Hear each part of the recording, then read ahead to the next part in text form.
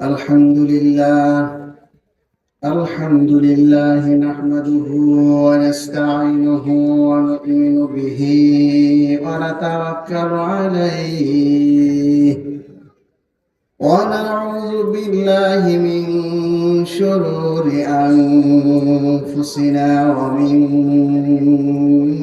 سيئات أعمالنا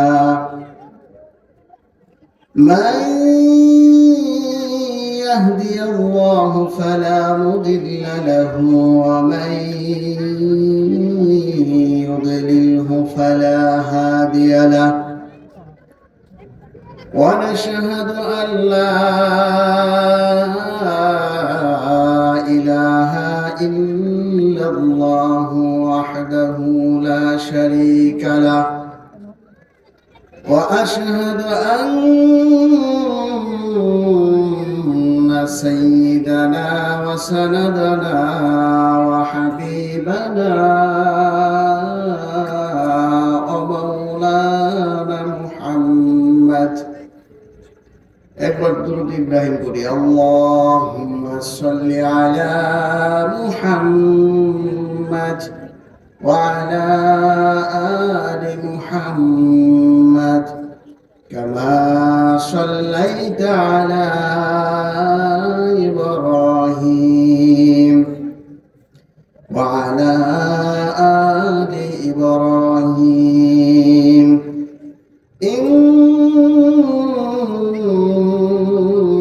إنك حميد مجيد اللهم بارك على محمد وعلى آل محمد كما باركت على إبراهيم وعلى آل إبراهيم إنك حميد مجيد আরেকবার পরে আপনারা শুনছেন, প্রথমবার আপনারা শুনলেন যে আমি কিভাবে পড়ি, পড়েন নাই, অনেকে মনে মনে পড়ছেন, এবার একটু আওয়াজ দিয়ে পড়েন। ভারত যে না আপনারা কিছু সংখ্যক লোক হয়ে এখানে আসছেন, আশেপাশে যারা আছে এই মাইকের সাউন্ড যত দূর পর্যন্ত যাচ্ছে তারা ভাবুক এবং চিন্তা করুক যে না ওখানে খালি ময়দান না, কিছু হইলেও কি আছে। এর একবার দরুদ শরীফ করি মহব্বত নিয়ে, একবার দরুদ শরীফ করলে 10 বার রহমত হয়। কয়বার? আপনাদের আকর্ষণ অনুযায়ী আল্লাহ তাআলা আমার জবান থেকে বের করে দিবে, আপনাদের দিলের চাহাত অনুযায়ী, আপনাদের অন্তরের ভালোবাসা অনুযায়ী আল্লাহ জাল্লা শানহু আল্লাহ তাবারক তাআলা আমার জবান দিয়ে কথা বের করবে। আমি নিজেও বলতে পারবো না, আল্লাহ তাআলা যদি ক্ষমতা না দেন। একবার মুহাব্বত নিয়ে আরেকবার পড়ি আল্লাহুম্মা সাল্লি আলা মুহাম্মাদ ওয়া আলা আলি মুহাম্মাদ কামা সাল্লাইতা আলা ইব্রাহিম ওয়া আলা আলি ইব্রাহিম ইন্নাকা হামিদুম মাজিদ আল্লাহুম্মা বারিক আলা মুহাম্মাদ ওয়া আলা আলি মুহাম্মাদ কামা বারাকতা আলা ইব্রাহিম ওয়া আলা আলি ইব্রাহিম ইন্নাকা হামিদুম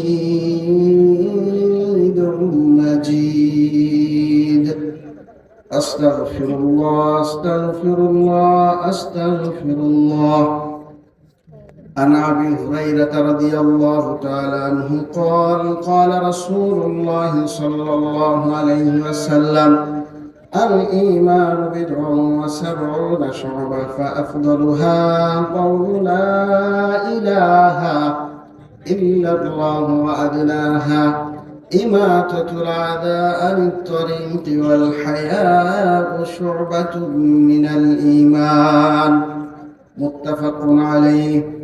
আউযু বিল্লাহি মিনাশ শাইতানির রাজীম।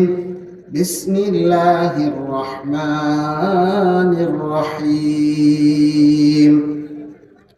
আলহামদুলিল্লাহি রাব্বিল আলামিন। আর-রহমানির রহিম।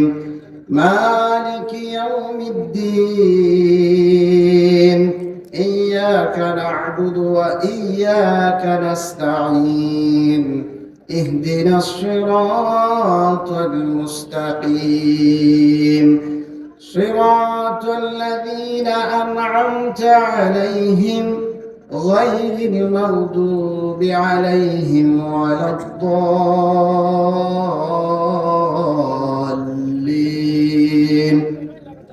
آمين।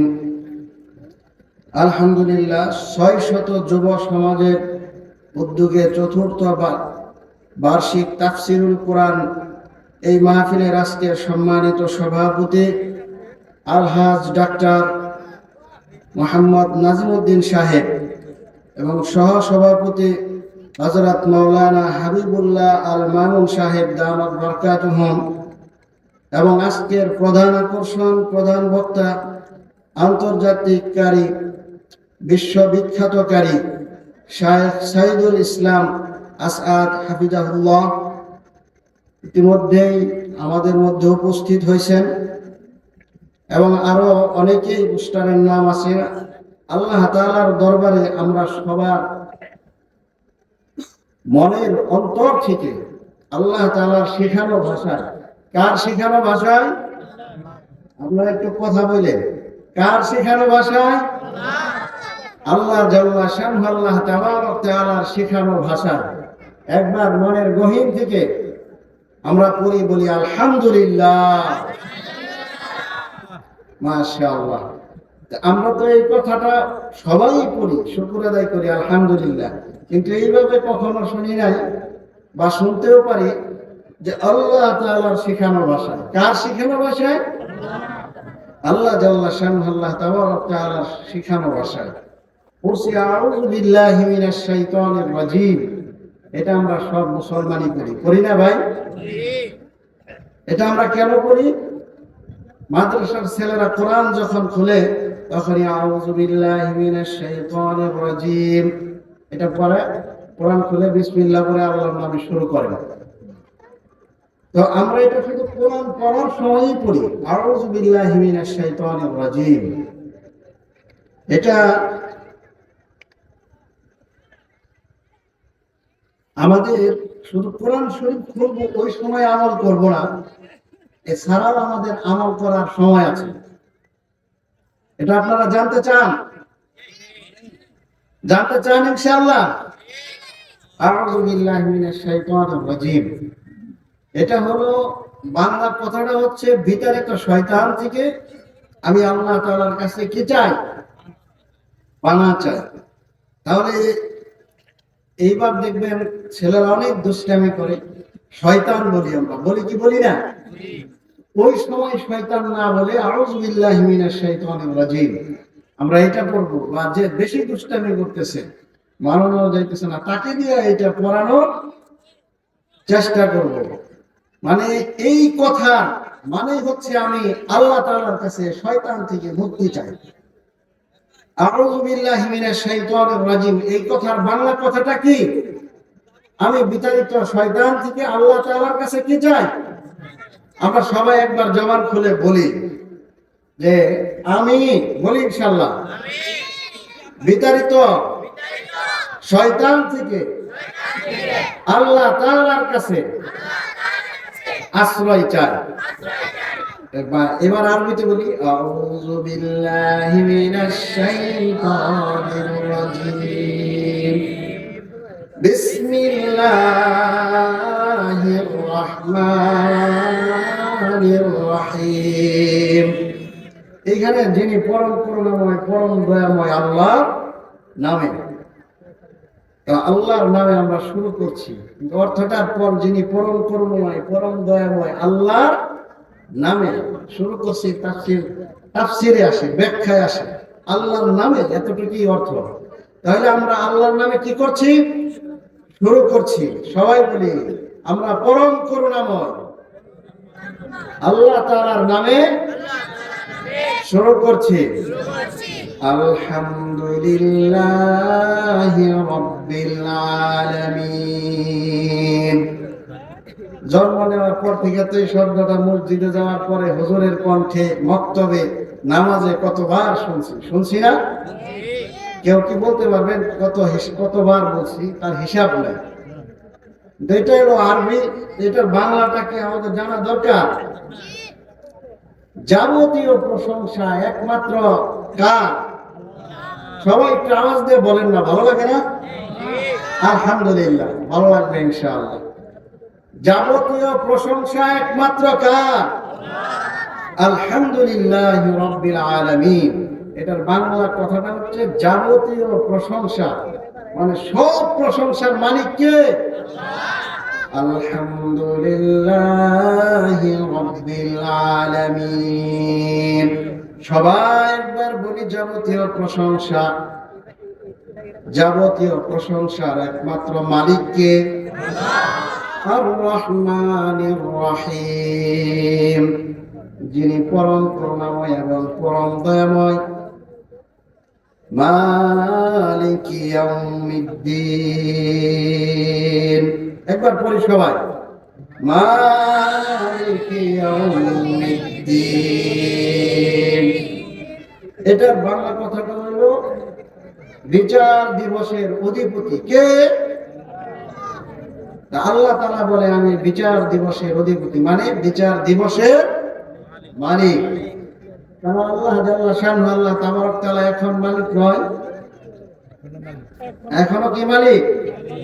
আল্লাহ তাআলা এই আয়াতে বলতেছেন, আমি বিচার দিনের মালিক। আল্লাহ তাআলা এখনো মালিক, বিচার দিনের মালিক। এই কথাটা ব্যাখ্যা করতে করতে ইনশাআল্লাহ আশা করি এই সময় শেষ হয়ে যাবে। আল্লাহ তাআলা আমাকে আপনাকে বোঝার তৌফিক দান করুন, বলি আমিন।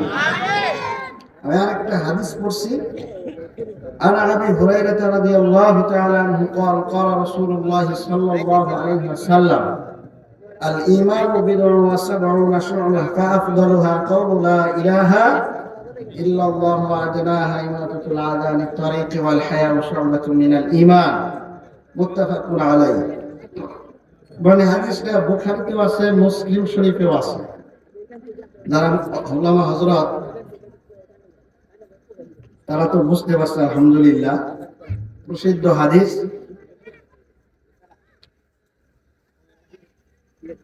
এই হাদিসে হুজুর সাল্লাল্লাহু আলাইহি সাল্লাম বলেন, আবু হুরায়রা রাদিয়াল্লাহু তাআলা আনহু বলেন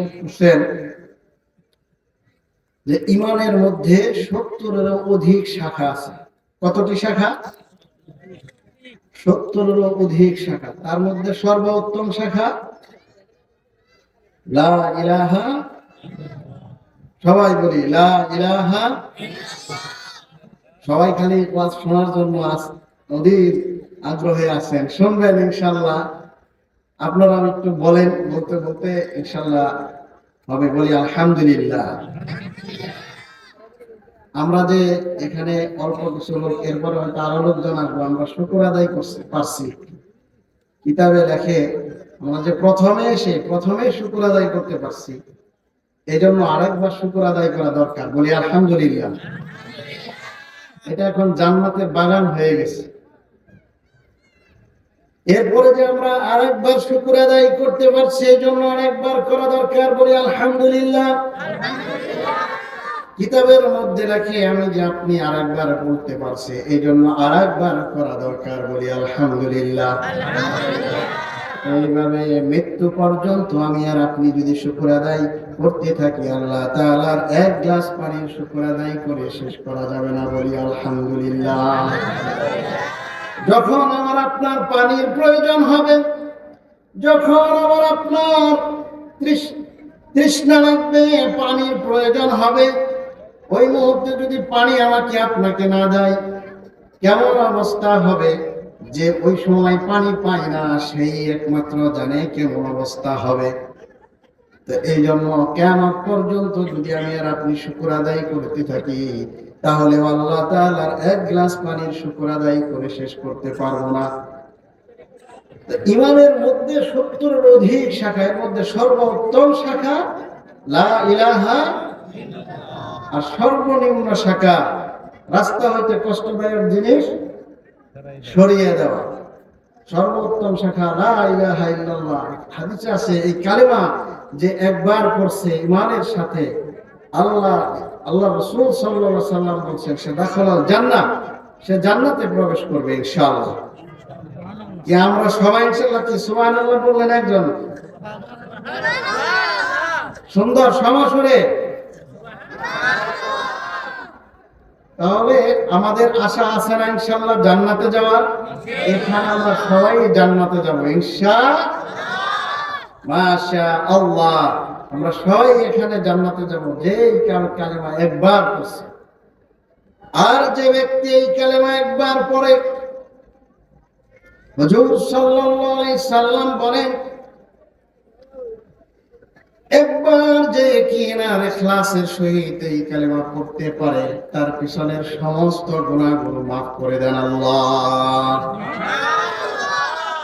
আর যার গুনাহ নাই, আর যার অন্যায় নাই, মসজিদের ভিতরে যখন আযান হয় আল্লাহু আকবার আল্লাহু আকবার, আল্লাহ বড় আল্লাহ বড়, হাইয়া আলাস সালাহ হাইয়া আলাস সালাহ, নামাজের দিকে আসো নামাজের দিকে আসো। যখন এই আযান হয় একবার পড়লে যদি জীবনের সমস্ত গুনাহগুলো মাফ হয়ে যায়, এবার আমি আর আপনি জন্ম নেওয়ার পর থেকে আজকে পর্যন্ত কত হাজার বার আর কত শবার আর কতবার পড়েছি, কেউ কি হিসাব করে রেখেছেন? মা বাবা যদি ধার্মিক হয়, মা বাবা ঘরের ভিতরেই যখন আমি আদো আদো বাবা বাবা মা মা বলাটা শিখেছি, তখনই আমাদের জবানের ভিতরে চালু করে দিয়েছে আমার মা বাবা লা ইলাহা ইল্লাল্লাহ। আর মা বাবা যদি ধার্মিক নাও হয়, একটু যখন বুঝ হয়ে যায়, মসজিদে মক্তবের ভিতরে পাঠায় দিলে মক্তবের হুজুর আমাকে শিখিয়ে দিয়েছে লা ইলাহা ইল্লাল্লাহু মুহাম্মাদুর রাসূলুল্লাহ সাল্লাল্লাহু আলাইহি ওয়াসাল্লাম। সেই যে আমরা ছোটবেলা থেকে অবুঝ থেকে এই শব্দটা শিখেছি, আজকে পর্যন্ত আমি বলেছি নামাজের দিকে যখন ডাকা হয়, আমার আপনার যদি গুনাহ না থাকে, তাহলে আমার দিল আপনার দিল নামাজের দিকে সাই দিবে, আল্লাহ তাআলার হুকুম আহকামের দিকে সাই দিবে। সামনে রমজান আসার সাথে সাথে আমি বলবো লাব্বাইক, কোন ধরনের অজুহাত খুঁজবো না, কোন ধরনের প্ল্যান খুঁজবো না, কিভাবে আমি রোজা রাখবো না, এই চিন্তা আমার ভিতরে আসবে না। তাই এখন আমার আপনার চিন্তা করতে হবে, এখানে বসে বসে আমার নিজেরও করতে হবে, এই কালেমাটা কি আমার আপনার ওইভাবে ইখলাসের সাথে পড়া হয়েছে কিনা, যে একবার পড়লেই জীবনের সমস্ত গুনাহ মাফ হয়ে যায়। আর যার গুনাহ নাই, যার গুনাহ মাফ হয়ে যায়, তার আল্লাহ তাআলার হুকুমের প্রতি, আল্লাহ তাআলার আদেশের প্রতি সামনে আসলে লাব্বাইক লাব্বাইক বলে উপস্থিত হয়ে যায়। আমার আপনার দিল কি ওই রকম ভাবে লাব্বাইক লাব্বাইক বলে উপস্থিত হয় কিনা, সেটা আমি আপনার দিলকে জিজ্ঞাসা করি, আমি আপনার নিজেকে জিজ্ঞাসা করি। এই জন্য আমরা এটা শুধু কালেমাটা পড়েছি লা ইলাহা ইল্লাল্লাহু মুহাম্মাদুর রাসূলুল্লাহ সাল্লাল্লাহু আলাইহি সাল্লাম। আমার বাবা শিখিয়েছে এই জন্য আমি পড়েছি, আমার মা শিখিয়েছে এই জন্য আমি পড়েছি, আমার হুজুর শিখিয়েছে এই জন্য আমি পড়েছি। কিন্তু আমি কি কাজের জন্য পড়েছি কিনা সেইটা আমার চিন্তা করতে হবে। এই জন্য এক বুজুর্গ উপমা দিয়েছিল, এক বুজুর্গ এরকম ভাবে একটা এক্সাম্পল দিয়েছিল যে এক ব্যক্তির কাছে এরকম একটি পাখি ছিল, আর ওই পাখিকে শিখিয়েছিল, শিকারি আসছে, জাল পাচ্ছে, ফাঁদ পাচ্ছে, ধরা দেব না, এরকম একটি কথা শিখিয়েছিল। ওই ব্যক্তির কাছে আর একজন মুসলমান ব্যক্তি যে বলেছিল, আমি তো কালিমা পড়েছি লা ইলাহা ইল্লাল্লাহ মুহাম্মাদুর রাসূলুল্লাহ সাল্লাল্লাহু আলাইহি সাল্লাম, এটার মানে আমি বুঝতেছি না কেন আমি পড়লাম, এর ভিতরে কি নিহিত? একমাত্র আল্লাহই মালিক, আল্লাহ তাআলাই সবকিছু করেন, আল্লাহ জাল্লা শানহু, আল্লাহ তাবারক তাআলা সবকিছু করেনওয়ালা, তিনি সবকিছু করেন। আমরা একটু জিকির করবো ইনশাআল্লাহ। লা ইলাহা ইল্লাল্লাহ, লা ইলাহা ইল্লাল্লাহ, লা ইলাহা ইল্লাল্লাহ, লা ইলাহা ইল্লাল্লাহ, লা ইলাহা ইল্লাল্লাহ, লা ইলাহা লা ইলাহা ইল্লাল্লাহ।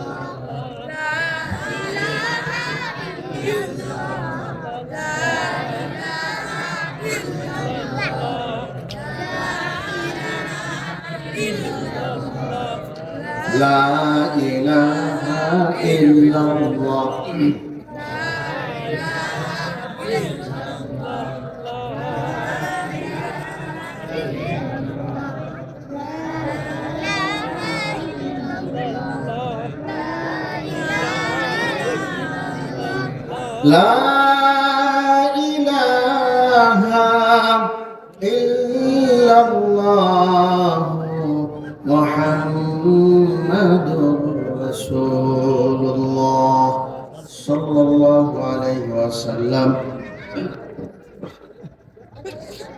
ওই পীর সাহেবের ওই বুজুর্গ ব্যক্তি এরকম এক্সাম্পল দিয়েছিল, এক পীর সাহেব ওই রকম ভাবে ওই পাখিটা শিকারি করত, আর ওই পাখিটাকে শিখিয়েছিল, শিকারি আসছে, জাল পাচ্ছে, ফাঁদ পাচ্ছে, ধরা দেব না। তো এখন ওই যে ব্যক্তির বুঝে আসে না, যে ব্যক্তির এই কালেমার সম্পর্কে জ্ঞান আসে না, ওই ব্যক্তিকে বলল যে তুমি বনের ভিতরে যাও, বনের ভিতরে যেয়ে একটা পাখি ধরে নিয়ে আসো, পাখি ধরে নিয়ে আসলে আমি তোমাকে বলে দিব যে এই তোমাকে আমি তোমার বিস্তারিত সবকিছু বুঝাই দিব। মানুষ যদি কখনো কোনো কিছু জানার জন্য আগ্রহী হয়, মানুষ যদি কোনো কিছু জানার এবং তৃষ্ণা তার ভিতরে জাগে, দেখবেন অস্থির হয়ে যায়, কখন আমি জানতে পারবো, কখন আমি যেতে পারবো, কখন আমি পৌঁছাতে পারবো, আমাদের এইরকম ভিতরে পেরেশানি জাগ্রত হয়ে যায়। ঠিক ওই ব্যক্তিরও ভিতরে পেরেশানি জাগ্রত হয়েছে যে আমি দুনিয়াতে কেন আসলাম, কালেমা লা ইলাহা ইল্লাল্লাহ মুহাম্মাদুর রাসূলুল্লাহ সাল্লাল্লাহু আলাইহি ওয়াসাল্লাম, এটা আমি কেন পড়লাম, এর ভিতরে কি আছে, এইরকম জানার যখন তার দিলের ভিতরে আগ্রহ হলো, আকাঙ্ক্ষা জাগলো, তারপর ওই ব্যক্তিকে বলল তুমি যদি বন থেকে একটা পাখি ধরে নিয়ে আসো, তাহলে আমি তোমাকে এর ভিতরে কি আছে এটা আমি তোমাকে জানাই দিব। বনে গেল পাখি ধরার জন্য, একদল পাখি এসে বলছে শিকারি আসছে, ফাঁদ পাচ্ছে, ধরা দিব না, শিকারি আসছে, ফাঁদ পাচ্ছে, ধরা দিব না। ওই ব্যক্তি তো আশ্চর্য হয়ে গেল, জীবনে কোনোদিন পাখির কণ্ঠে কথা শুনলাম না, আজকে কেন আমি পাখির কণ্ঠে কথা শুনলাম। পুনরায় দৌড়িয়ে আবার ওই বুজুর্গের কাছে আসছে, বুজুর্গের কাছে এসে বলতেছে আমি বনের ভিতরে গিয়েছিলাম একটা পাখি ধরার জন্য, আমি এত সুন্দর করে পদ্ধতি অবলম্বন করেছি যাতে আমাকে না দেখে, তারপরে আর পাখি দেখলো, আবার কিভাবে বললো আমি আসছি, আমি তো বুঝলাম না। ওই তুমি তো আগেও বুঝো নাই, তুমি যাও যাও, একটি পাখি যতক্ষণ পর্যন্ত না ধরে নিয়ে আসবে ততক্ষণ পর্যন্ত আমি তোমার বিস্তারিত বলবো না। ওই ব্যক্তি পুনরায় আবার বনের ভিতরে আসলেন, যেইভাবে পাখি ধরে ওই পদ্ধতিটা অবলম্বন করলেন। একদল পাখি বলতেছে শিকারে আসছে, ফাঁদ পাচ্ছে, ধরা দেব না, এইভাবে গান গাচ্ছে আর ওই ফাঁদের মধ্যে ধরা দিয়েছে। ওই ব্যক্তি আরো আশ্চর্য হয়ে গেল। আশ্চর্য হয়ে যাওয়ার পরে পাখিটাকে ধরে নিয়ে ওই বুজুর্গর কাছে গেলেন। বুজুর্গর কাছে দেওয়ার পরে বলল, আমি তো আর কিছু বুঝলাম না, পাখি আমাকে দেখলো আবার এই ফাঁদের মধ্যে ধরা দিল। কই, তুমি তো আগেও বুঝো নাই, এইবার তুমি বুঝো। আমার কাছে একটি পাখি ছিল, সেই পাখিকে আমি শিখিয়েছিলাম, শিকারি আসছে, ফাঁদ পাচ্ছে, ধরা দিব না। এই কথা শেখানোর পরে সে আমার কাছ থেকে কোন ক্রমে ছাড়া পেয়ে গিয়েছে। ছাড়া পাওয়ার পরে তার যে সাথী ছিল, এই বনের ভিতরে যাওয়ার পরে তাদেরকেও শিখিয়েছে, শিকারি আসছে, ফাঁদ পাচ্ছে, ধরা দেব না। কিন্তু এটার অর্থ কি, এটার কাজ কি, ওই পাখি জানতো না, এই জন্য ওই ফাঁদের মধ্যে ধরা দিয়েছে। তুমি যে রকম শিখেছ লা ইলাহা, পড়েন না একটু, লা ইলাহা ইল্লাল্লাহু মুহাম্মাদুর রাসূলুল্লাহ সাল্লাল্লাহু আলাইহি ওয়াসাল্লাম, এক আল্লাহ ছাড়া আর কোনো মাবুদ নাই, হুজুর সাল্লাল্লাহু আলাইহি ওয়াসাল্লাম আমাদের রাসূল। এটার ভিতরে কি, এটা তুমি অনুধাবন করো না। শুধু ওই পাখির মতো আমরা জন্ম থেকে আজকে পর্যন্ত কি করছি, শুধু পড়েই যাইতেছি। এখন আমার আপনার দিলের ভিতরে চাহিদা, আকাঙ্ক্ষা, আমার আপনার দিলের ভিতরে যদি চাহিদার আকাঙ্ক্ষা থাকে, তাহলে এই কালেমা আমার আপনার ভিতরে ফিট হবে। তাহলে কি হবে? ফিট হবে। হুজুর সাল্লাল্লাহু আলাইহি ওয়াসাল্লাম এই কালেমা যখন আমরা এদিকে কি করি, লা ইলাহা ইল্লাল্লাহ,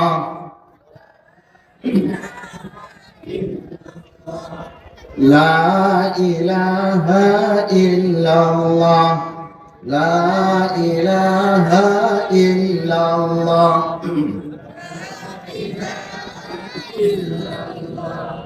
লা ইলাহা ইল্লাল্লাহ, লা ইলাহা ইল্লাল্লাহ, লা ইলাহা ইল্লাল্লাহ, লা ইলাহা ইল্লাল্লাহ মুহাম্মাদুর রাসূলুল্লাহ সাল্লাল্লাহু আলাইহি ওয়াসাল্লাম।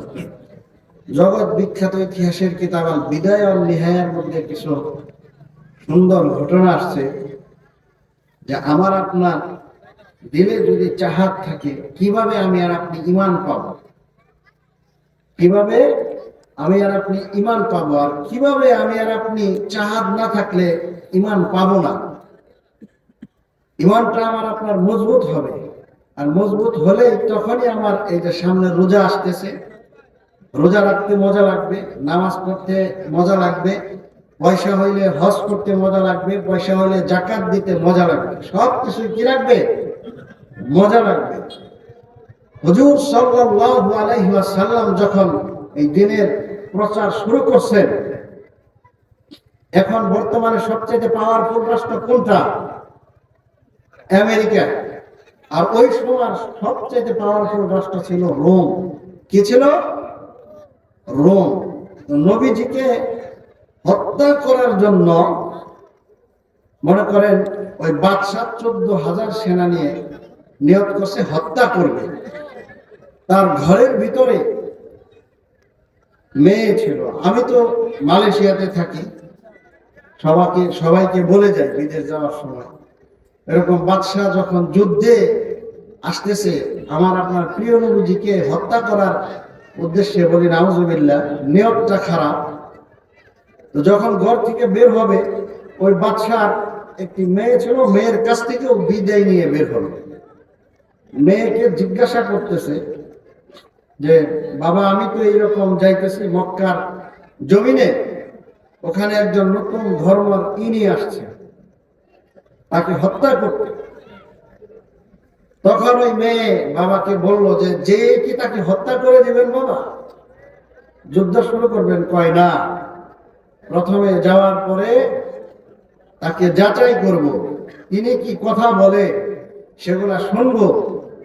আমার কাছে যদি বিশ্বাসযোগ্য মনে হয়, আমার কাছে যদি বিশ্বাসযোগ্য মনে হয়, তাহলে আমি তার ধর্ম কবুল করে নেব। বলি সুবহানাল্লাহ।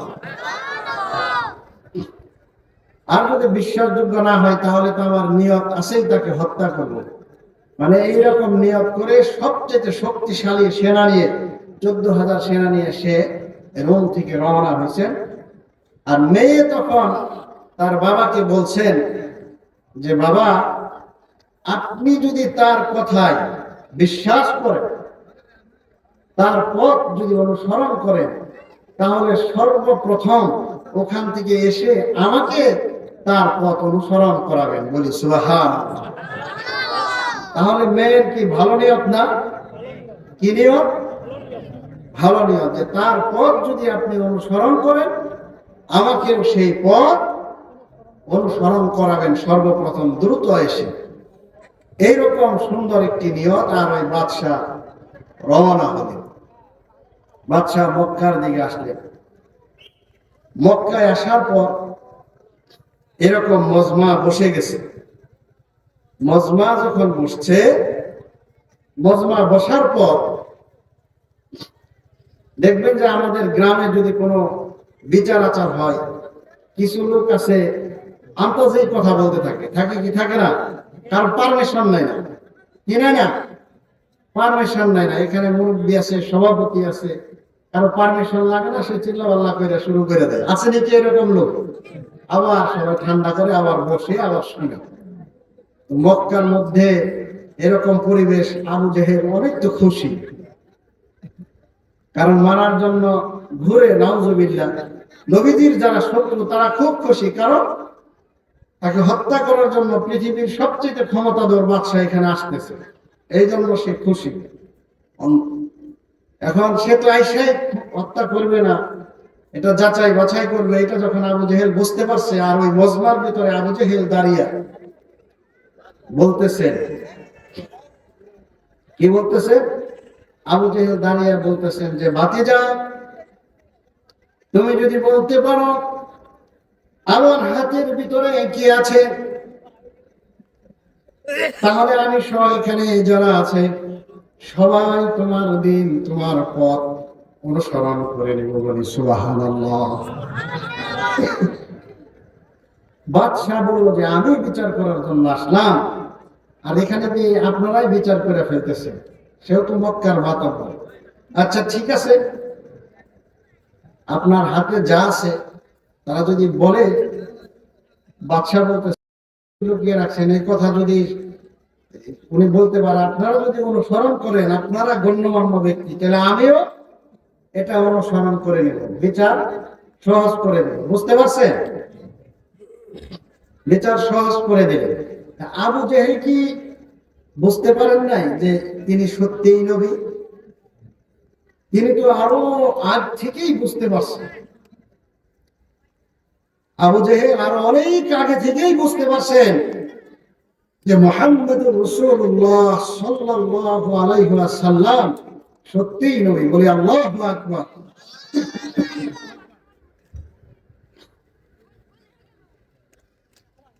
ছোটবেলায় মুহাম্মদুর রাসূলুল্লাহ সাল্লাল্লাহু আলাইহি ওয়াসাল্লাম চারণ ভূমির মধ্যে, মাঠের মধ্যে এরকম বসে আছেন এক কিনারে। ওই পার দিয়ে আবু জেহেল যাইতেছে। একজন বাচ্চা ওই মাঠের ভিতরে নেই, সমস্ত বাচ্চা মাঠ থেকে চলে গেছে। শুধুমাত্র একজন, আমাদের নবী মুহাম্মদুর রাসূলুল্লাহ সাল্লাল্লাহু আলাইহি ওয়াসাল্লাম মাঠের মধ্যে বসে আছেন। আর পাশ দিয়ে যখন আবু জেহেল ঘোড়া নিয়ে যাইতেছে, ডাক দিয়েছেন, ছোট্ট ভাতিজা মুহাম্মদ, তুমি আসো, আমার কাছে আসো। হুজুর সাল্লাল্লাহু আলাইহি ওয়াসাল্লামকে যখন ডাক দিয়েছেন, ছোট্ট মুহাম্মদুর রাসূলুল্লাহ সাল্লাল্লাহু আলাইহি ওয়াসাল্লাম হাঁটি হাঁটি পা পা করে আবু জেহেলের ঘোড়ার কাছে এসে দাঁড়িয়েছেন। ছোট্ট মুহাম্মদ সাল্লাল্লাহু আলাইহি ওয়াসাল্লামকে টান দিয়ে ঘোড়ার ভিতরে উঠাইছেন। এবার লাগাম ধরে টান দিয়েছে, ঘোড়ার সামনে আগায় না। আবু জেহেল তো আশ্চর্য হয়ে গেল, এতক্ষণ ঘোড়া চললো ঠিক মতো। দেখবেন আমাদের সমাজে যে যত ধনী তার মোটর সাইকেলও তত দামি, তার গাড়িও তত দামি, হয় কি হয় না? যার গৃহস্থ বেশি তার গরু তাজা বেশি, সুঠাম দেহি। ওই রকম আবু জেহেলের ঘোড়াটাও সুঠাম দামি ঘোড়া, তেজস্ব ঘোড়া, সামনে আগাইতেছে না। আমার আপনার প্রিয় নবী মুহাম্মদুর রাসূলুল্লাহ সাল্লাল্লাহু আলাইহি সাল্লামকে ওই এর ভিতরে উঠানোর পর, ঘোড়াতে উঠানোর পরে সামনে কি করে না, কদম দিতেছে না, আগাইতেছে না। এখন আমাদের সমাজের মধ্যে কোনো মানুষ যদি কোনো কাজ করে আর ওই কাজ সফল না হয়, আগে তো গরু দিয়ে হাল চাষ করতো, গরু যাইতে না চাইলে পিটাইতো। পিটাইতো কি ভাই? পিটাইতো না? ওই রকম আবু জেহেল পিটানো শুরু করলো গরুকে, এই ঘোড়াকে। ঘোড়া তো তাও সামনে আগাবে। তো আল্লাহর নাম, লা ইলাহা ইল্লাল্লাহ।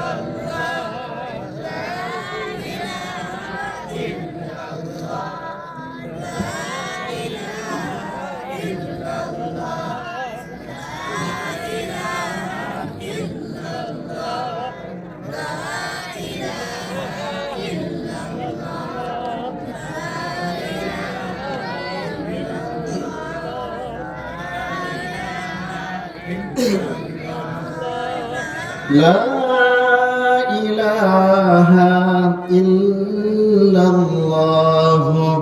মুহাম্মাদুর রাসূলুল্লাহ সাল্লাল্লাহু আলাইহি সাল্লাম ঘোড়াকে খুব পিটাইতেছে, আর মুখে যা আসতেছে, হৃদয়ের ভিতরে যা আসতেছে, অশ্রাব্য ভাষায় গালিগালাজ করতেছে ঘোড়াকে। ও ঘোড়া, তোর কি হলো? এতক্ষণ তুই চলছিস সুন্দর মতো, এতক্ষণ তুই সামনে গিয়েছিস, এখন তোর কি হলো? এখন কেন সামনে যাইতেছ না? ঘোড়াকে পিটাচ্ছে আর পিটাচ্ছে, ঘোড়াকে প্রহার করছে। ঘোড়া তো সহ্য করতে পারে না।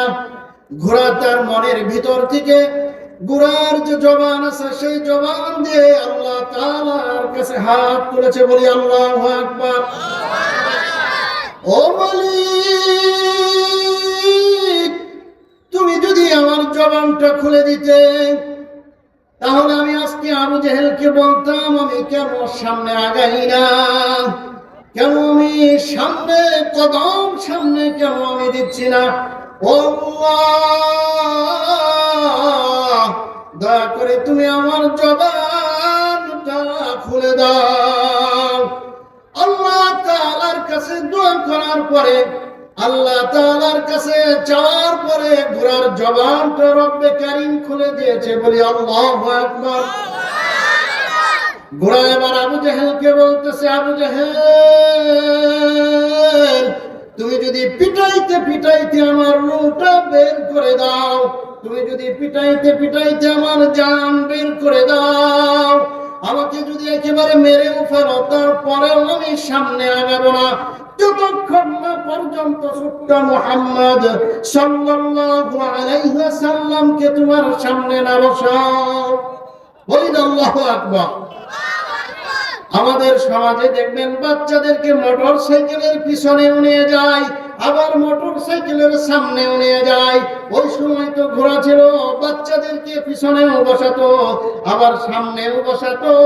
ওই ঘোড়ার সামনে কদম যখন ফেলে না আর ওই প্রহার করতেছিল, আর এই কথা বলার সাথে সাথে আবু জাহেল টান দিয়ে ছোট্ট মুহাম্মদ সাল্লাল্লাহু আলাইহি ওয়াসাল্লামকে ঘোড়া আবু জাহেলের সামনে যখন বসালেন, বসানোর সাথে সাথে ঘোড়া আগের মতো সওয়ার হচ্ছে। বলি আল্লাহু আকবার। এই জন্য আমার আপনার প্রিয় নবী মুহাম্মদুর রাসূলুল্লাহ সাল্লাল্লাহু আলাইহি ওয়াসাল্লামকে শুধু ওই নবী হয়েছেন ওই সময় থেকেই নয়, ওই ছোটবেলা থেকেই প্রিয় নবী যে বিখ্যাত এক মহামানব, শ্রেষ্ঠ তিনি মানব এই পৃথিবীর মধ্যে, সেটা জন্ম নেওয়ার পর থেকেই যারা বিবেকবান ছিল, বুদ্ধিমান ছিল, তারা বুঝতে পেরেছে, যাদের বিবেক সঠিক ছিল, দিলে চাহাত ছিল, দিলে আকাঙ্ক্ষা ছিল, তারা সেই মুহাম্মদুর রাসূলুল্লাহ সাল্লাল্লাহু আলাইহি ওয়াসাল্লামের কালেমা লা ইলাহা ইল্লাল্লাহ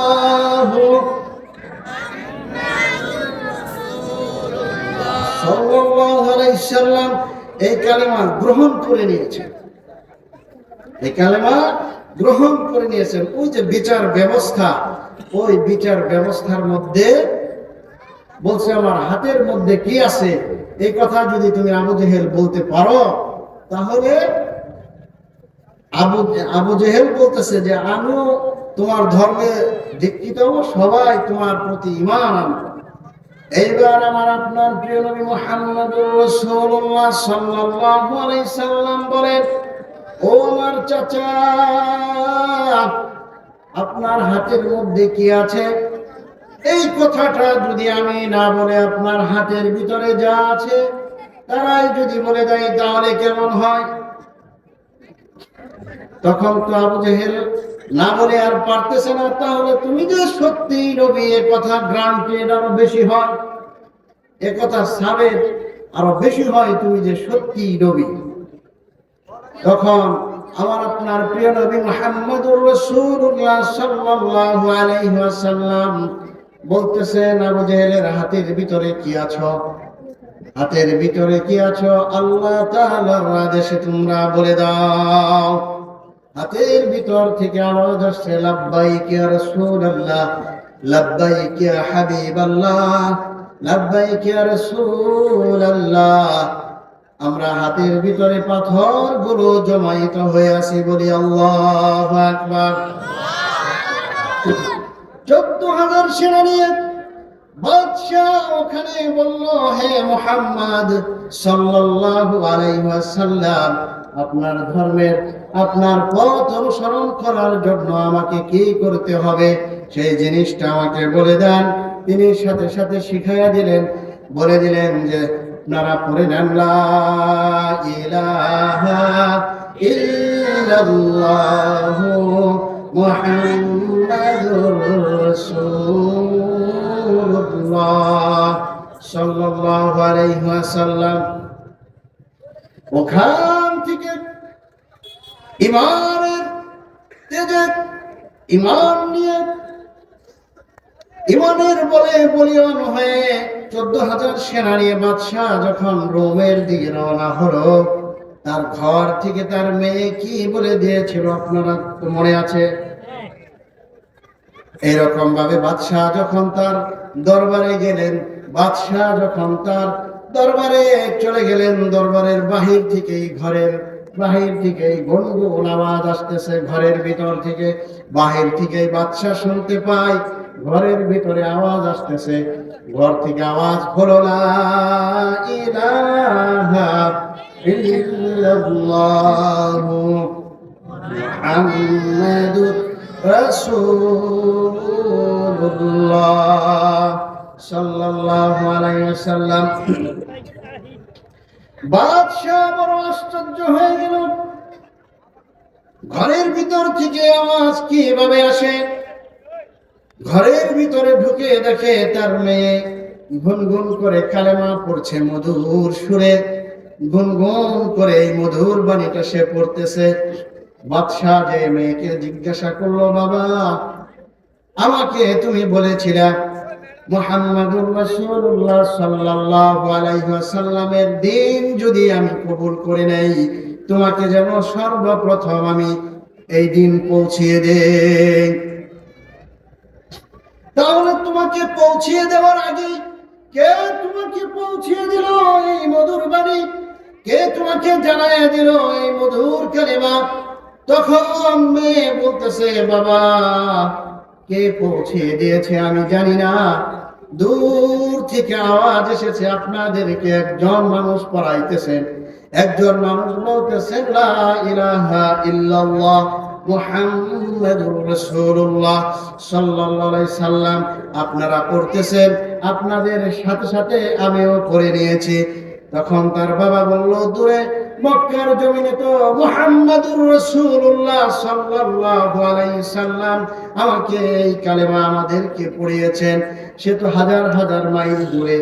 মেয়ে তখন বলে, বাবা হাজার মাইল দূরে বুঝি না, কোথায় পড়িয়েছে তাও জানি না, তবে আপনাদেরকে পড়াচ্ছে আর আপনারা পড়ছেন, আমিও সাথে সাথে পড়ে নিয়েছি লা ইলাহা ইল্লাল্লাহু মুহাম্মাদুর রাসূলুল্লাহ সাল্লাল্লাহু আলাইহি সাল্লাম। ওই মেয়ের দিলের ভিতরে, হৃদয়ে তার আকাঙ্ক্ষা ছিল, হৃদয়ে তার তামান্না ছিল, হৃদয়ে তার ভালোবাসা ছিল এই কালেমার প্রতি। এই জন্য হাজার মাইল দূর থেকেও সে কালেমার আওয়াজ পেয়ে কালেমা গ্রহণ করেছে। আল্লাহু আকবার। অথচ নবীজির কাছে থেকে আবু জেহেল, উতবা, সাইবা তারা এরকম শুনলেন, এইরকম পরিস্থিতি যখন দেখলেন, তখন বলল, এর চাইতে বড় জাদুকর আর জীবনে কোনোদিন দেখি নাই। বলি নাউজুবিল্লাহ। এর চাইতে বড় জাদুকর আমাদের জীবনে কোনোদিন দেখি নাই। বলি নাউজুবিল্লাহ। কারণ তাদের দিলের ভিতরে চাহাত ছিল না, তাদের দিলের ভিতরে আকাঙ্ক্ষা ছিল না, তাদের দিলের ভিতরে প্রেম ছিল না ভালোটা পাওয়ার জন্য।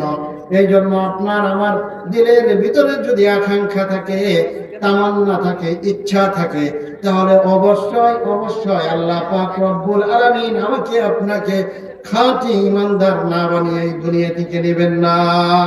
আমরা কি ওইরকম নিয়ত করতে পারি সহি খালেস? যেই রকম নিয়ত করলে আমার ইমানটা খাঁটি হয়ে যাবে, খাঁটি হয়ে যাবে। ওই রকম আকাঙ্ক্ষা দিলের ভিতরে আমার আপনার অন্তরে পয়দা করতে হবে, তামান্নাটা সৃষ্টি করতে হবে মন থেকে। তাহলে অবশ্যই আল্লাহ পাক রব্বুল আলামিন আমাকে আপনাকে কি করবেন? ঈমান দান করবেন, ঈমানের মতো দৌলত দান করবেন। আর ঈমানের মতো দৌলত দান যখন পাবো, তখন আমার আপনার বুঝে আসবে মালিক ইয়াউমিদ্দিন। বলেছিলাম না মালিক ইয়াউমিদ্দিন?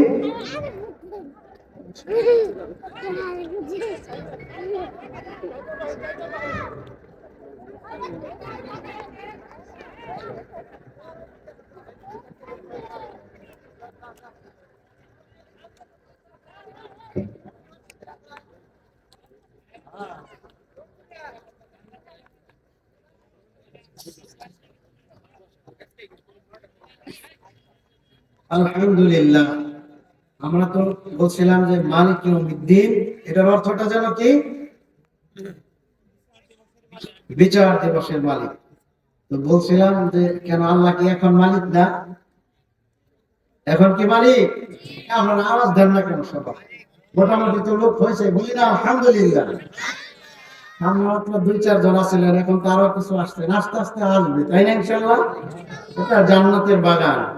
এখানে যারা বসবে তাদের আমল নিয়ে ফেরেশতারা আল্লাহ তাআলার দরবারে পেশ করবেন। বলি সুবহানাল্লাহ। এইখানে যারা আসছেন তাদের ফায়দা কি জানেন? এখানে ফায়দাটা হলো এইরকম যে কিছু মানুষ আসছে দেখার জন্য, কিছু মানুষ আসছে সুর শোনার জন্য, কিছু মানুষ এখান থেকে বের হয়ে বলবে ওই হুজুর এইরকম কথা বলছে, হুজুর ভালো হয় নাই, ও হুজুর তো অনেক সুন্দর ওয়াজ করছে। ও ফার্স্ট ক্লাস, ঠিক আছে। এগুলা নিয়ে আমাদের গবেষণাটা বেশি, কিন্তু কোন হজর কোন বিষয়টা নিয়ে কথা বলছে, মানে কি আমল করতে হবে, কি আমার জীবনে পরিবর্তন করতে হবে, এই চিন্তা কিন্তু আমাদের খুব কম আছে। সব জায়গায় ভালো মন্দ আছে, কিন্তু বেশিরভাগই আমাদের চিন্তা কি আসবে, খুব সুন্দর করে বলছে সুললিত কণ্ঠে। আর হুজুর প্রথমে যে বলছে আরো ভালো বলছে, মাঝখানেও আরেকটু ভালো বলছে উনি, মানে এগুলো আমরা ক্যাটাগরি করি, কার কিরকম বাচন ভঙ্গি নিয়ে কে কত হাসাইলো, আলতু ফালতু কথা বইলা কে সময় নষ্ট করলো, না হুজুর খুব আনন্দ দিছে, এরকম আমরা বলি না? এরকম বলি। তা আসলে আমরা তো ওইটার জন্য এখানে আসি না। আবার কিছু লোক আসছে দেখার জন্য, মানে ভালো নিয়ত নাই, নিয়তের উপরে সবকিছু। আমার নিয়ত সহি থাকলে আমার কি হবে, জীবন পরিবর্তন হবে।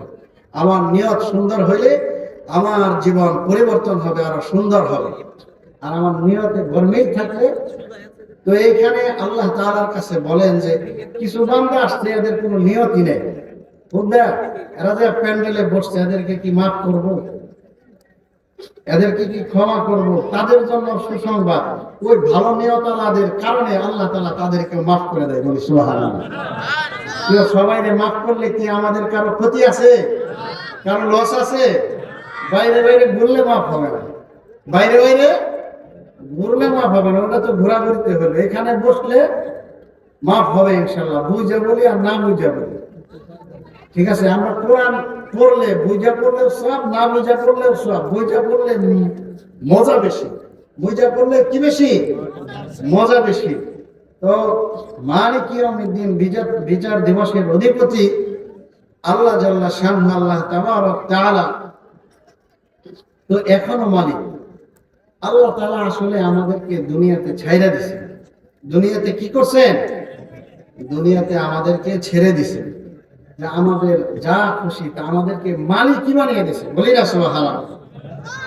অনেকেই বলতে পারে আমার আবার কিসের মালিক বানাইলো, সারা জীবন কামলা দিতে দিতে আমার অবস্থা শেষ, সারা জীবনেতে আমি মানুষের কাজ করলাম, আমার তো কোনো মালিক নেই, আমি তো সারা জীবন কাজ করে গেলাম, আমার তো দুনিয়ায় কোনো আমি তো দুনিয়াতে কারোর মালিক হই নাই, তো সেও মালিক হয়েছে একেবারে যে অসহায়। জন্য হুজুর সাল্লাল্লাহু আলাইহি সাল্লাম এক সাহাবাকে দেখিয়ে বলছিলেন যে একে কি শুকর আদায় করার মতো কোনো কিছু দেখো? সেই সাহাবী ছিল হইল বধির, কানে শুনে না, সেই সাহাবী চোখেও দেখে না, সেই সাহাবীর পাও নাই, সেই সাহাবীর হাত নাই, বলের মতো খালি ঘুরে।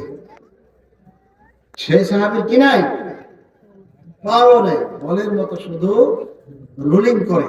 দেখছেন নাকি এরকম মানুষ আছে না? বুঝতেছেন আমার কথা ইনশাআল্লাহ? তো বলের মতো শুধু রুলিং করতে থাকে। ওই রকম ব্যক্তিকে হুজুর সাল্লাল্লাহু আলাইহি সাল্লাম বলতেছে যে এই ব্যক্তির কি শুকর আদায় করার মতো কিছু আছে? নবী অন্য সাহাবারা বললেন না, তো এর তো কিছুই নেই, পাও নাই, হাত নাই, চোখে দেখে না, কানে শুনে না, বধির, এরকম ব্যক্তি শুকর আদায় করবো কিভাবে? মানে এরা পাইতেছে না, খুঁজে। হুজুর সাল্লাল্লাহু আলাইহি সাল্লাম বলতেছেন সে কি টয়লেট করতে পারে না? সাহাবারা বলতেছেন সে তো টয়লেট করতে পারে, সে কি পেশাব করতে পারে না? সাহাবারা বলতেছেন সে তো পেশাব করতে পারে, সে কি খেতে পারে না? সে তো খেতেও পারে।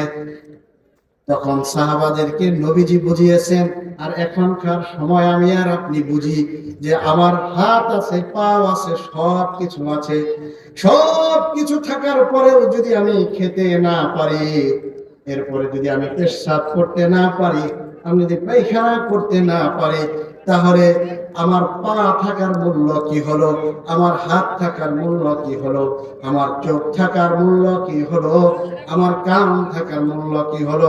সুস্থ মানুষ হসপিটালের মধ্যে ঠ্যাং টানা করে বেঁধে রাখে, কোটি কোটি টাকার মালিক, খেতে পারে না, মুখ দিয়ে খেতে পারে না, পাইপ দিয়ে খাওয়াচ্ছে, তার কাছে জিজ্ঞাসা করেন, পেশাব পায়খানা করে এটা করতে পারে, এইটাও আল্লাহ তাআলার কত বড় রহমত, কত বড় নিয়ামত, কত বড় বরকত।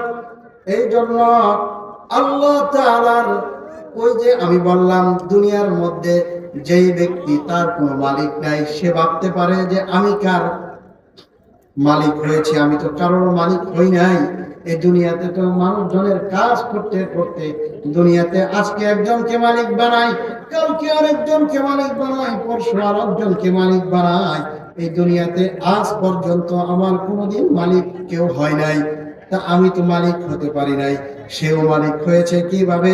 তার কি আল্লাহ পাক রব্বুল আলামিন হাত দিয়েছেন, এই হাতকে দিয়ে যা খুশি তাই তিনি করতে পারতেছেন। এই হাতের মালিক আল্লাহ পাক রব্বুল আলামিন তাকে বানিয়ে দিয়েছেন, বলি সুবহানাল্লাহ। কোন সময় কি আমার আল্লাহ এই হাত দিয়ে কোনো কাজ করলে বাধা দেয়? কোন কাজ করলে বাধা দেয় না, ভালো করলেও বাধা দেয় না, খারাপ করলেও বাধা দেয় না। এই জবান আল্লাহ পাক রব্বুল আলামিন আমাকে আপনাকে দান করেছেন। এই জবান দিয়ে ভালো করলেও বাধা দেয় না, খারাপ করলেও বাধা দেয় না।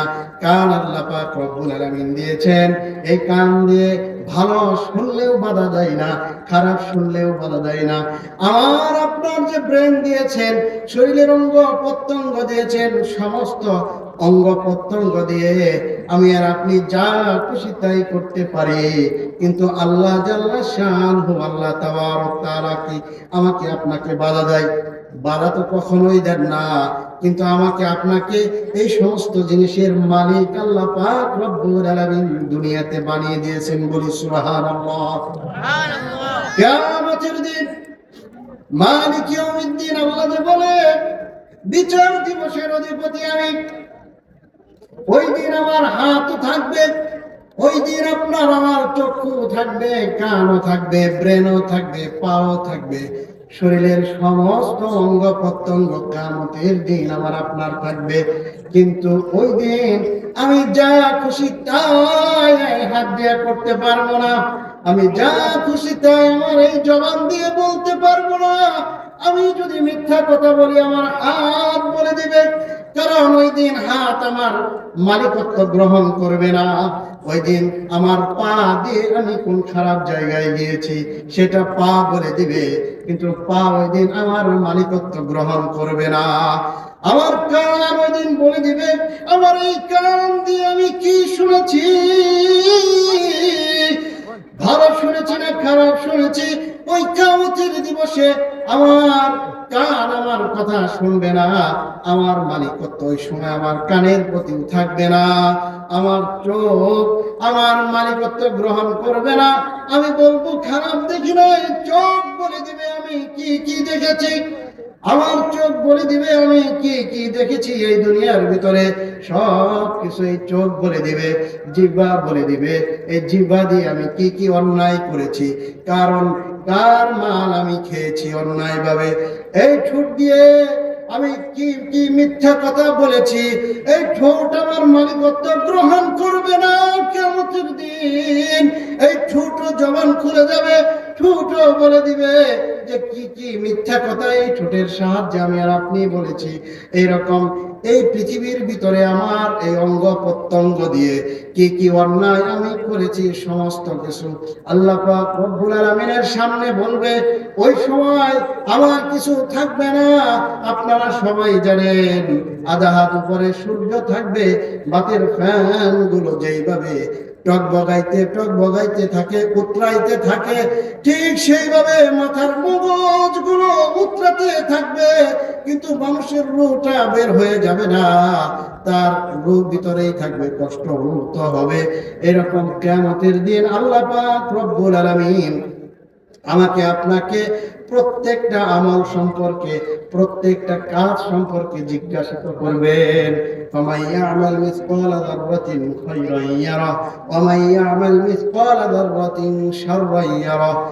ছোট্ট ছোট্ট আমল এই পৃথিবীর মধ্যে আমি আর আপনি যারা করেছি, ছোট থেকে ছোট একেবারে আমাদের ধরার ভিতরেও থাকবে না, যে কিয়ামতের দিন আল্লাহ পাক রব্বুল আলামিন আমাকে আপনাকে দেখাবেন আর বলবেন বান্দা এগুলা তুমি কি করেছিলা? বলি সুবহানাল্লাহ। আগে একবার বলি সুবহানাল্লাহ। এগুলা তুমি কি করেছিলা? আমল দেখাবে ছোট ছোট, যা বান্দা দুনিয়াতে তুই সবার গুনাহ মাফ, সবার গুনাহ গোপন রাখছস, তাকে এখনো গোপন রেখে জান্নাত দিয়ে দিলাম। বলি না সুবহানাল্লাহ।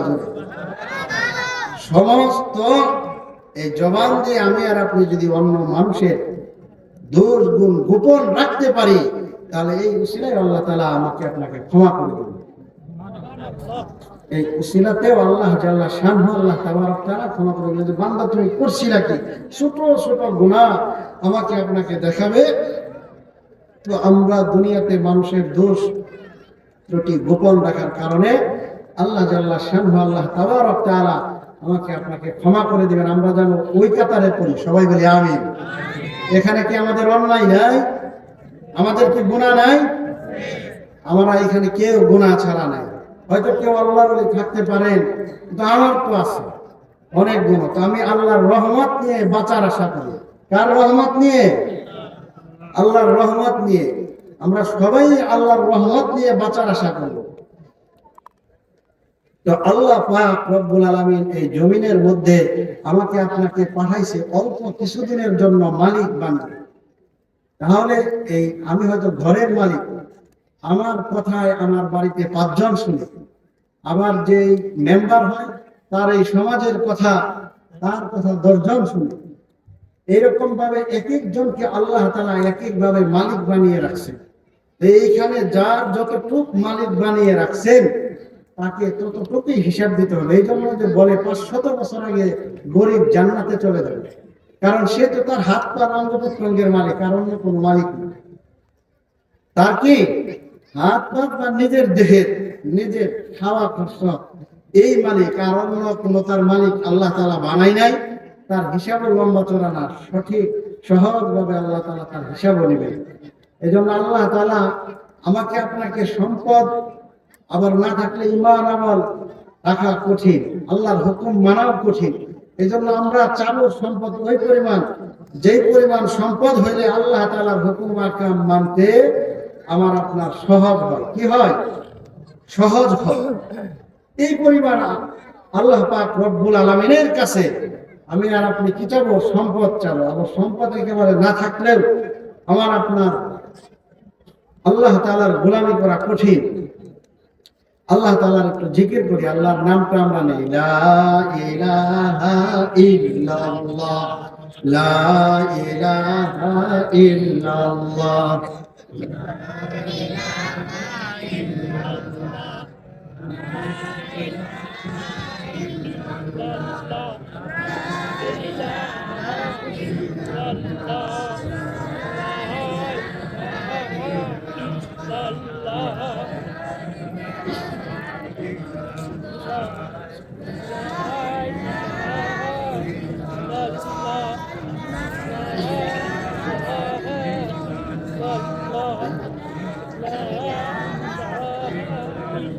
লা ইলাহা ইল্লাল্লাহু মুহাম্মাদুর রাসূলুল্লাহ সাল্লাল্লাহু আলাইহি ওয়াসাল্লাম।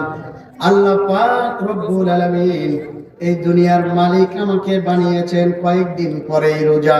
কি রোজা না? কয়েকদিন পরেই রোজা। এমন ভাবে মালিক আমাকে আপনাকে বানিয়েছেন, আমি যদি রোজা রাখি তাও আল্লাহ কিছু বলবেন না, আমি যদি রোজা নাও রাখি তাও আল্লাহ তাআলা এখন কিছু বলবেন না। নাকি বলবে? এখন কিছু বলবে না। আমি যদি রোজা রাখি তাও আল্লাহ বলবে না, আর এখন যদি রোজা নাও রাখি তাও কিছু বলবে না। হুজুর সাল্লাল্লাহু আলাইহি ওয়াসাল্লাম 3 জন ব্যক্তির জন্য অভিশাপ দিয়ে গিয়েছেন, 3 জন ব্যক্তির জন্য বরদোয়া করে গিয়েছেন। তার মধ্যে একজন ব্যক্তি যে রমজান আসা সত্ত্বেও যে নাকি তার জীবনের সমস্ত গুনাহগুলো মাফ করাইতে পারলো না, তার জীবনের সমস্ত অন্যায়গুলো ক্ষমা করাই নিতে পারলো না। তার মতো হতভাগা, তার মতো দুর্ভাগায় দুনিয়াতে আর হয় না, সে ধ্বংস হয়ে যাক। এই কথাটা জিবরাইল আলাইহিস সালাতু ওয়াস সালাম মসজিদের ভিতরে যে মেম্বার গুলো থাকে, 3টা সিঁড়ি থাকে, আপনারা দেখেছেন ইমাম সাহেবরা শুক্রবারে বয়ান করে, খুতবা পড়ে।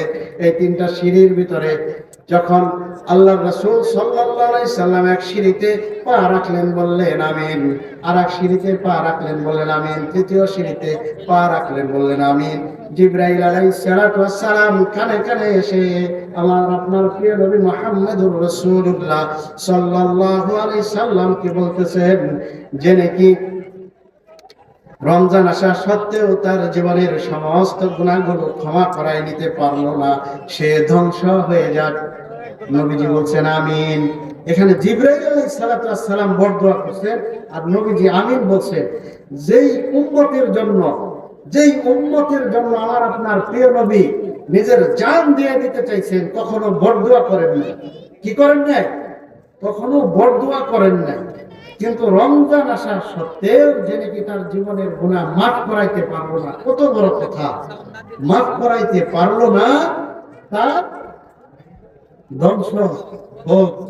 জিবরাইল আলাইহিস সালাতু ওয়াস সালাম বলছেন, আর আমাদের নবীজি বলছেন আমিন। আর এই রমজানের প্রতিদান, এখন রমজানের প্রতিদান কে দিবেন? আল্লাহ জাল্লা শানহু ওয়া তাআলা। আমাদের দুনিয়াতে রাষ্ট্রপ্রধান যারা হয়, অনেক সময় একজন গরিব অসহায় ব্যক্তিকে রাষ্ট্রপ্রধান নিয়ে ডেকে, রাষ্ট্রপ্রধান যেমন আবু সাইদ মারা গেছেন, আবু সাইদের মা বাবাকে নিয়ে শেখ হাসিনা কিছু ডোনেট করছে, এরপরে ইউনূস সরকার উনিও করছেন। তো আরো প্রধান প্রধান ব্যক্তিরা তাদের কাছে নিয়ে নিয়ে কি করছে, কিছু কিছু দিছে। তো তাদের কাছে সন্তানের জন্য মায়া বেশি লাগছে, আবার ওখানে গেছেন রাষ্ট্র প্রধানের কাছে গেছেন, এটাও তাদের কাছে আবার একটু প্রকৃত হয়েছে।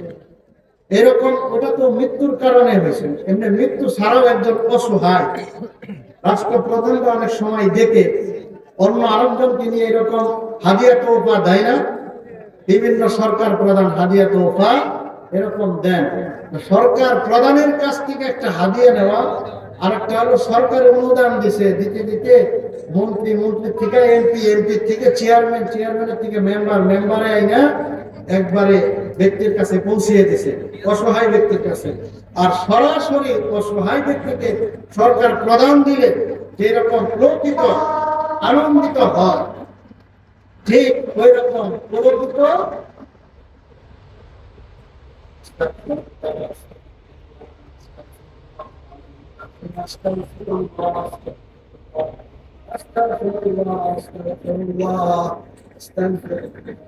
আস্তাগফিরুল্লাহ রাব্বি মিন কুল্লি যামবিন ওয়া আতুবু ইলাইহি।